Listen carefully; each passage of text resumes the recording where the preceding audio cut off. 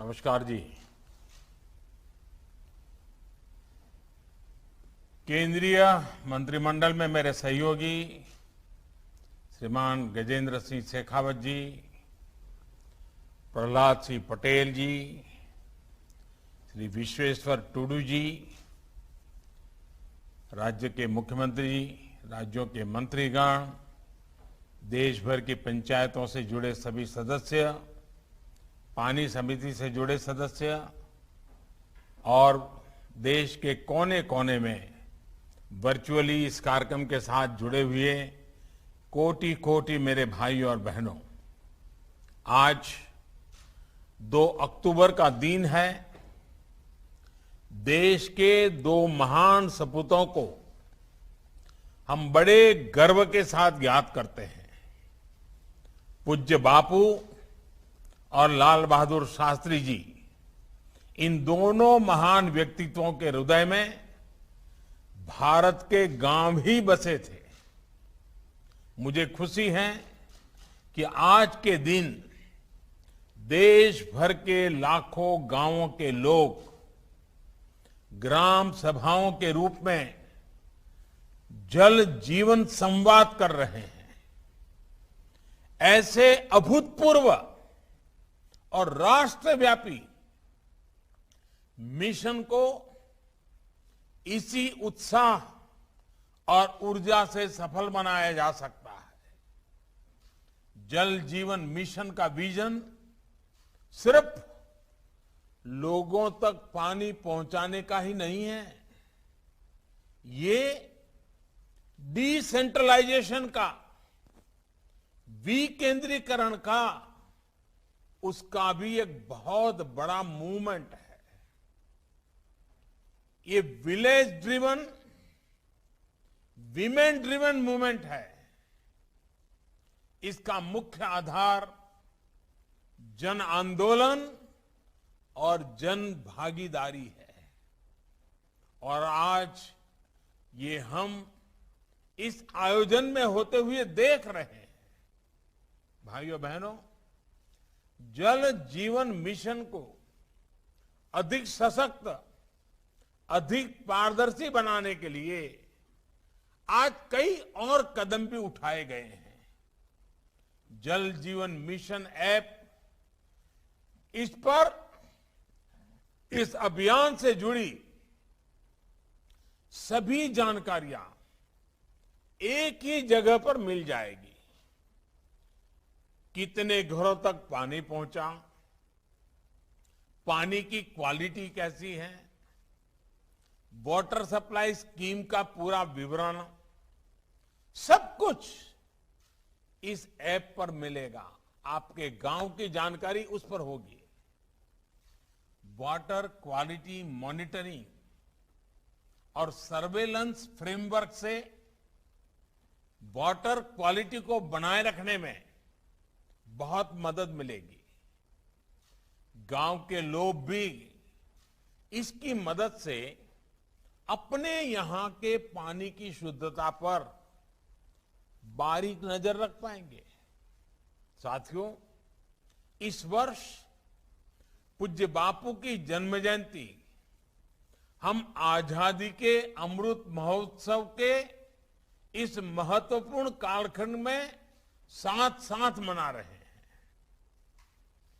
एक सुखद एहसास हम सभी को है कि बापू के सपनों को साकार करने के लिए देशवासियों ने निरंतर परिश्रम किया है, अपना सहयोग दिया है।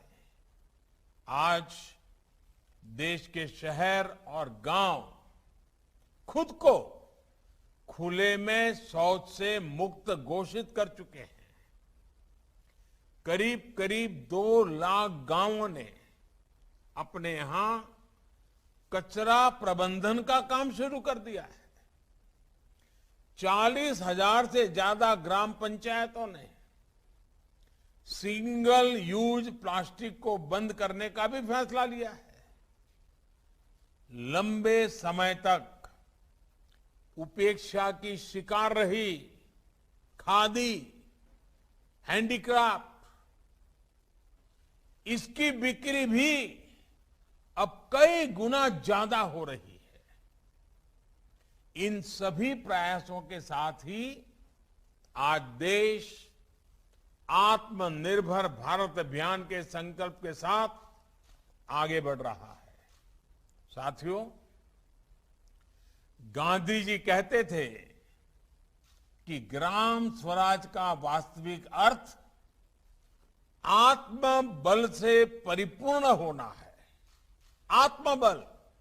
इसलिए मेरा निरंतर प्रयास रहा है कि ग्राम स्वराज की ये सोच सिद्धियों की तरफ आगे बढ़े। गुजरात में अपने लंबे सेवा काल के दौरान मुझे ग्राम स्वराज के विजन को जमीन पर उतारने का अवसर मिला है। निर्मल गांव के संकल्प के साथ खुले में शौच से मुक्ति,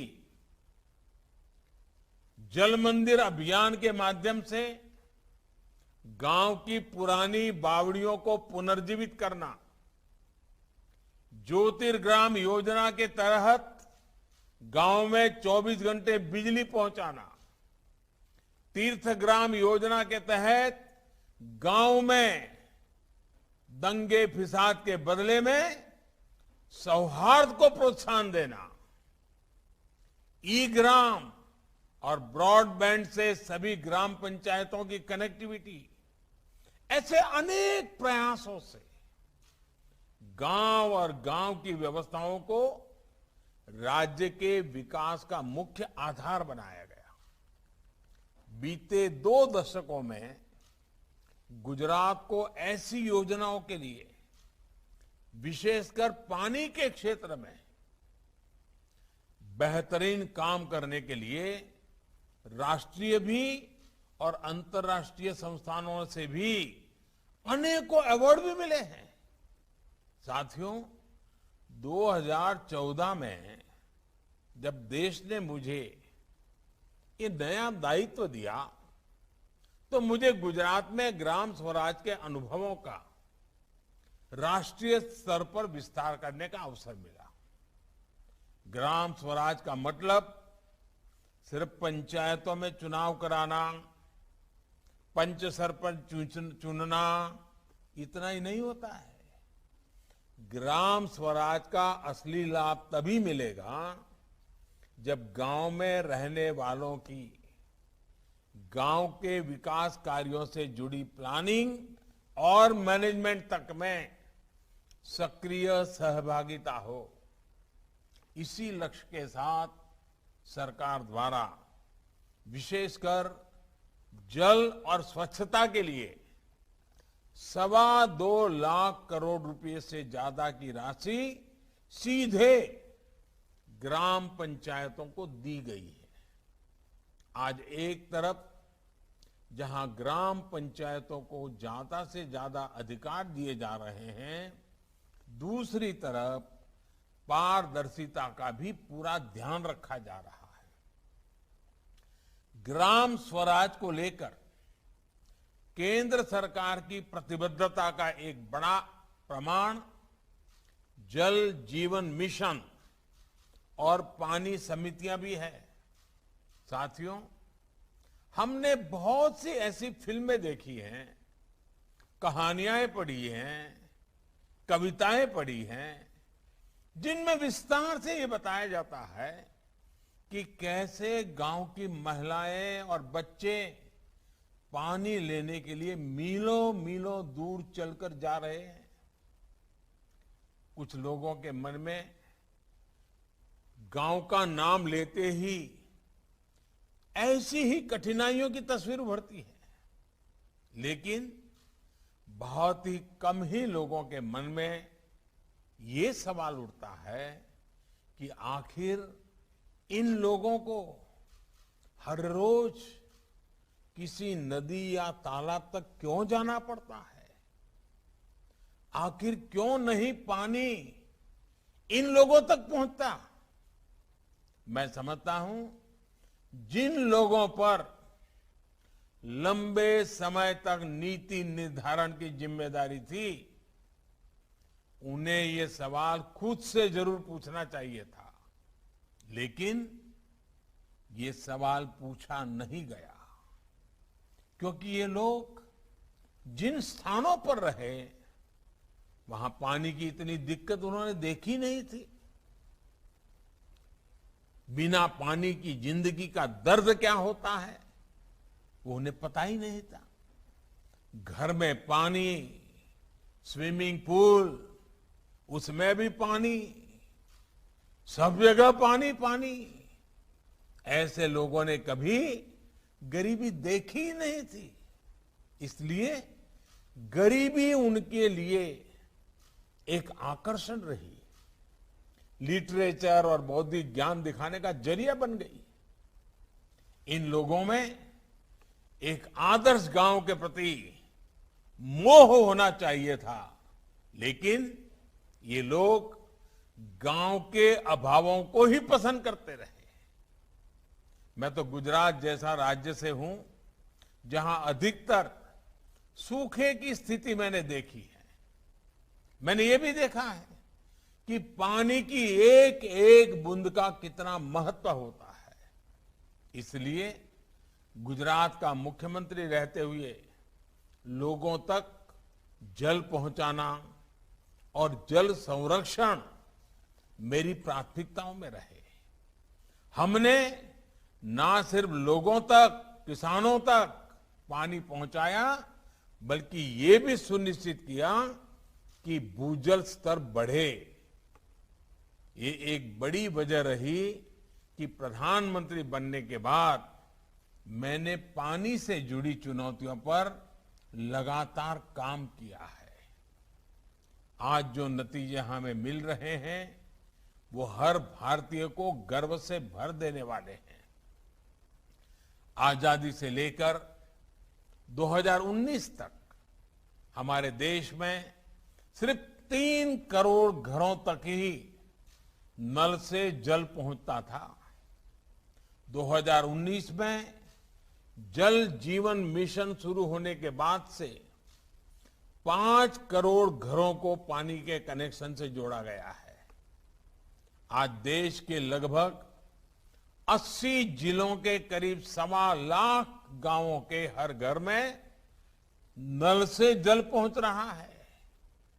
यानी पिछले 7 दशकों में जो काम हुआ था, आज के भारत ने सिर्फ 2 साल में उससे भी ज्यादा काम करके दिखाया है। वो दिन दूर नहीं जब देश की किसी भी बहन बेटी को पानी लाने के लिए रोज रोज दूर दूर तक पैदल चलकर नहीं जाना होगा।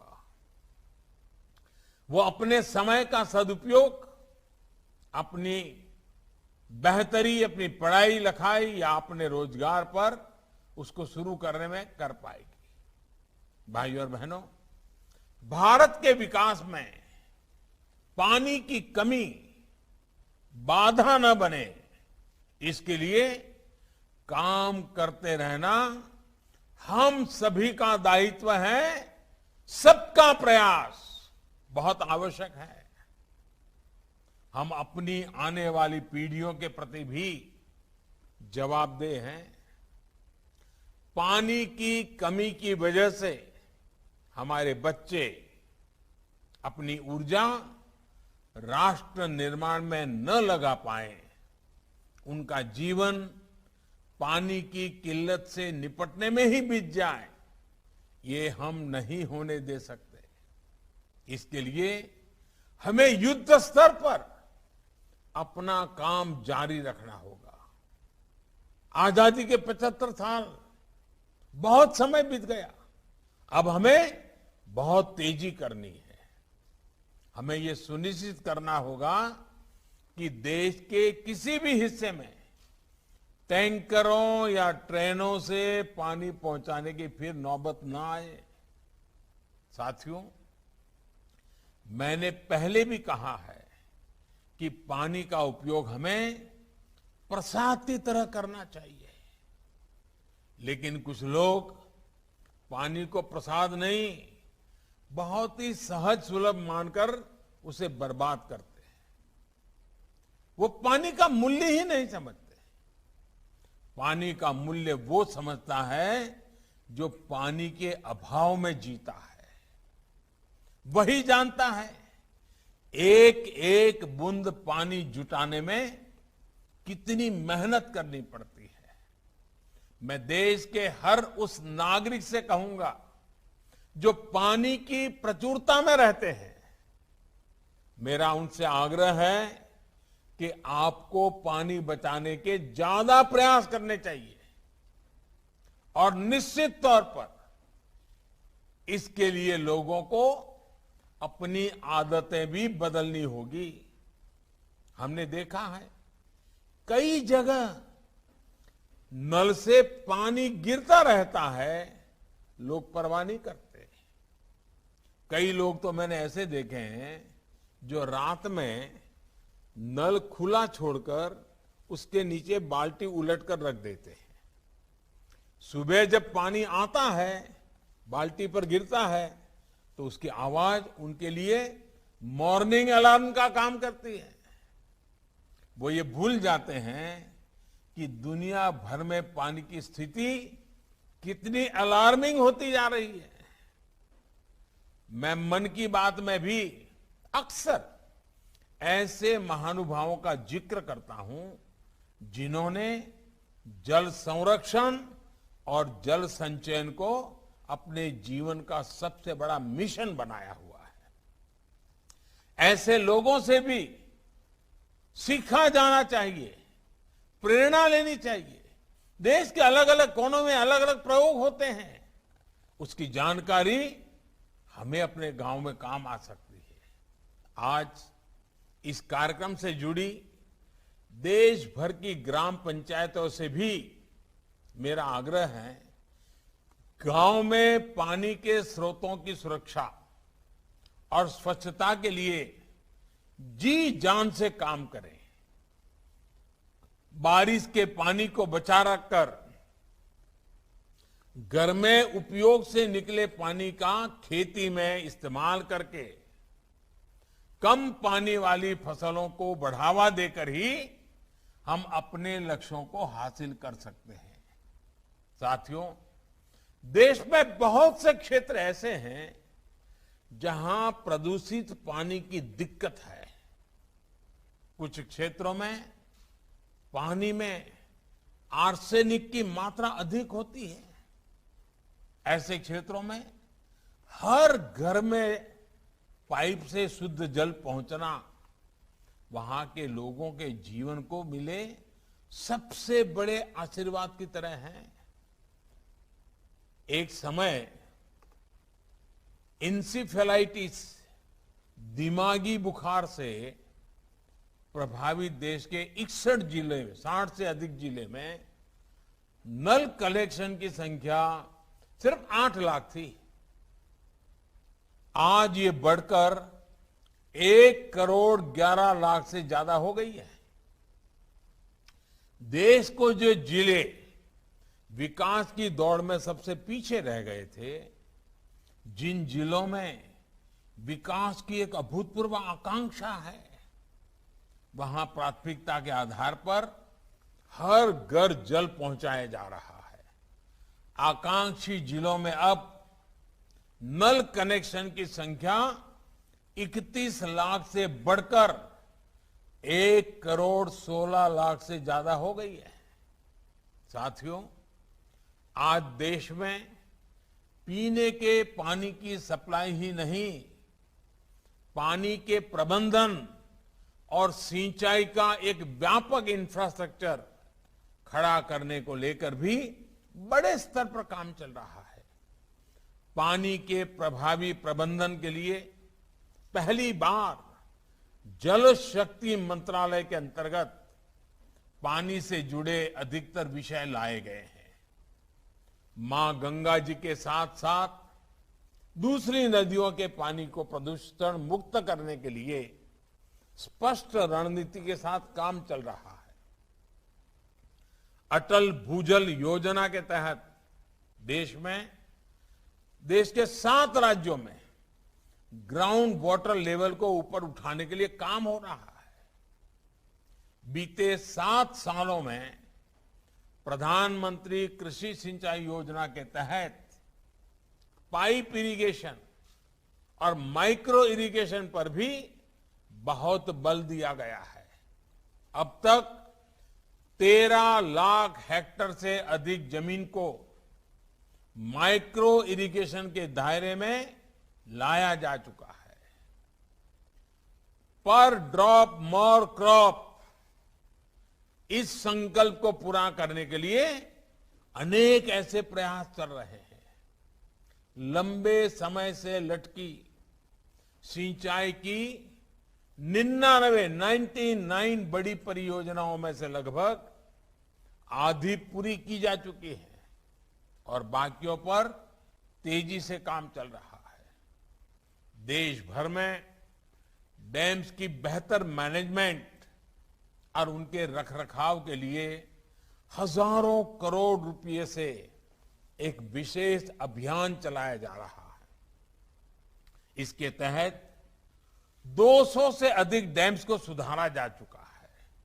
साथियों, कुपोषण के खिलाफ इस लड़ाई में भी पानी की बहुत बड़ी भूमिका है। हर घर जल पहुंचेगा तो बच्चों का स्वास्थ्य भी सुधरेगा। अभी हाल ही में सरकार ने पीएम पोषण शक्ति निर्माण स्कीम को पीएम पोषण योजना को मंजूरी दी है। इस योजना के तहत देश भर के स्कूलों में बच्चों की पढ़ाई भी होगी और उन्हें पोषण भी सुनिश्चित किया जाएगा। इस योजना पर केंद्र सरकार 54,000 करोड़ रुपए से अधिक खर्च करने जा रही है। इसका लाभ देश के करीब 12 करोड़ बच्चों को होगा।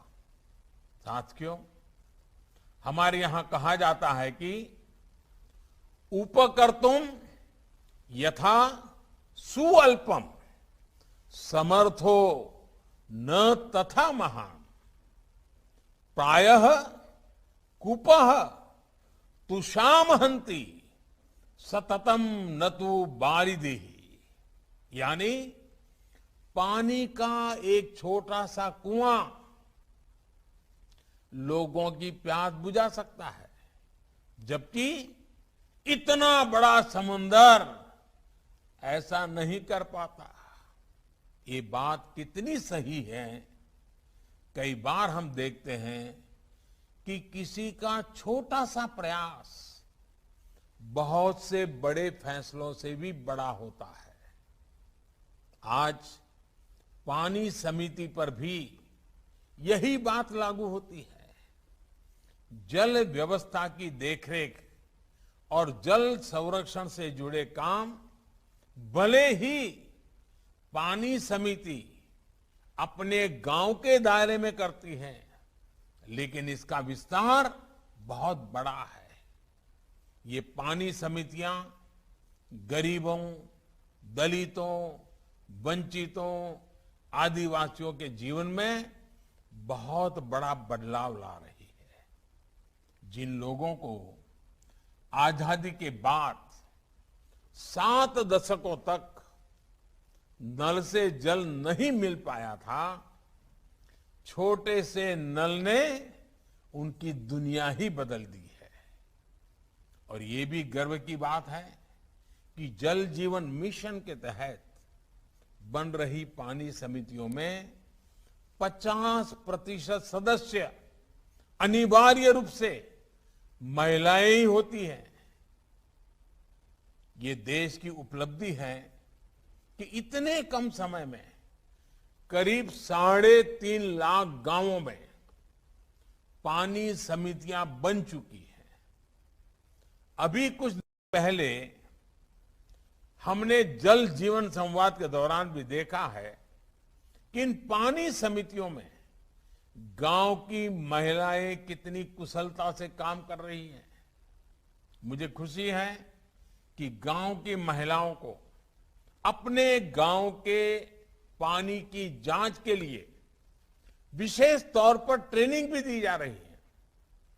साथियों, गांव की महिलाओं का सशक्तिकरण हमारी सरकार की सर्वोच्च प्राथमिकताओं में से एक है। बीते वर्षों में बेटियों के स्वास्थ्य और सुरक्षा पर विशेष ध्यान दिया गया है। घर और स्कूल में टॉयलेट्स, सस्ते सैनिटरी पैड्स से लेकर गर्भावस्था के दौरान पोषण के लिए हजारों रुपयों की मदद और टीकाकरण अभियान से मातृशक्ति और मजबूत हुई है। प्रधानमंत्री मातृ वंदना योजना के तहत 2 करोड़ से अधिक गर्भवती महिलाओं को लगभग 8,500 करोड़ रुपए की सीधी मदद दी जा चुकी है। गांवों में जो 2.5 करोड़ से अधिक पक्के घर बनाए गए हैं, उनमें से अधिकांश पर मालिकाना हक महिलाओं का ही है। उज्ज्वला योजना ने गांव की करोड़ों महिलाओं को लकड़ी के धुएं से मुक्ति दिलाई है। मुद्रा योजना के तहत भी लगभग 70% ऋण महिला उद्यमियों को मिले हैं। सेल्फ हेल्प ग्रुप के जरिए भी ग्रामीण महिलाओं को आत्मनिर्भरता के मिशन से जोड़ा जा रहा है। पिछले 7 सालों के दौरान स्वयं सहायता समूहों में 3 गुना से अधिक बढ़ोतरी हुई है। 3 गुना अधिक बहनों की भागीदारी सुनिश्चित हुई है। राष्ट्रीय आजीविका मिशन के तहत 2014 से पहले के 5 वर्षों में जितनी मदद सरकार ने बहनों के लिए भेजी, बीते 7 सालों में उसमें लगभग 13 गुना बढ़ोतरी की गई है। 13 गुना। इतना ही नहीं, लगभग 4.25 लाख करोड़ रुपए का ऋण भी सेल्फ हेल्प ग्रुप्स इन माताओं बहनों को उपलब्ध कराया गया है। सरकार ने सेल्फ हेल्प ग्रुप्स को बिना गारंटी ऋण में भी काफी वृद्धि की है। भाइयों और बहनों, भारत का विकास गांवों के विकास पर ही निर्भर है। गांव में रहने वाले लोगों, युवाओं, किसानों के साथ ही सरकार ऐसी योजनाओं को प्राथमिकता दे रही है जो भारत के गांवों को और ज्यादा सक्षम बनाए। गांव में जानवरों और घरों से जो बायोवेस्ट निकलता है, उसे इस्तेमाल करने के लिए गोवर्धन योजना चलाई जा रही है। ये योजना के माध्यम से देश के 150 से ज्यादा जिलों में 300 से ज्यादा बायोगैस प्लांट का काम पूरा हो चुका है। गांव के लोगों को गांव में ही बेहतर प्राथमिक उपचार मिल सके, वो गांव में ही जरूरी टेस्ट करा सके, इसके लिए 1.5 लाख से ज्यादा हेल्थ एंड वेलनेस सेंटर बनाए जा रहे हैं। इनमें से करीब 80,000 हेल्थ एंड वेलनेस सेंटर का काम पूरा कर लिया गया है। गांव की आंगनवाड़ी और आंगनवाड़ी में काम करने वाली हमारी बहनों के लिए भी आर्थिक मदद बढ़ाई गई है। गांवों में सुविधाओं के साथ साथ सरकार की सेवाएं भी तेजी से पहुंचे, इसके लिए आज टेक्नोलॉजी का व्यापक उपयोग किया जा रहा है। पीएम स्वामित्व योजना के तहत ड्रोन की मदद से मैपिंग कराकर गांव की जमीनों और घरों की इसके डिजिटल प्रॉपर्टी कार्ड तैयार किए जा रहे हैं। स्वामित्व योजना के तहत 7 साल पहले तक जहां देश की 100 से भी कम पंचायतें ब्रॉडबैंड कनेक्टिविटी से जुड़ी हुई थी, वहीं आज 1.5 लाख पंचायतों में ऑप्टिकल फाइबर पहुंच चुका है। सस्ते मोबाइल फोन और सस्ते इंटरनेट के कारण आज गांवों में शहरों से ज्यादा लोग इंटरनेट का उपयोग कर रहे हैं। आज 3 लाख से अधिक कॉमन सर्विस सेंटर सरकार की दर्जनों योजनाओं को गांव में ही उपलब्ध करा रहे हैं और हजारों युवाओं को रोजगार भी दे रहे हैं। आज गांव में हर प्रकार के इंफ्रास्ट्रक्चर के लिए रिकॉर्ड इन्वेस्टमेंट किया जा रहा है। प्रधानमंत्री ग्रामीण सड़क योजना हो, 1 लाख करोड़ रुपए का एग्री फंड हो, गांव के पास कोल्ड स्टोरेज का निर्माण हो, औद्योगिक क्लस्टर का निर्माण हो या फिर कृषि मंडियों का आधुनिकीकरण, हर क्षेत्र में तेज गति से काम जारी है। जल जीवन मिशन के लिए भी जो 3,60,000 करोड़ की व्यवस्था की गई है, वो गांवों में ही खर्च की जाएगी। यानी ये मिशन ग्रामीण अर्थव्यवस्था को नई मजबूती देने के साथ ही गांवों में रोजगार के अनेकों नए अवसर भी बनाएगा। साथियों, हमने दुनिया को दिखाया है कि हम भारत के लोग दृढ़ संकल्प के साथ सामूहिक प्रयासों से कठिन लक्ष्य को भी हासिल कर सकते हैं। हमें एकजुट होकर इस अभियान को सफल बनाना है।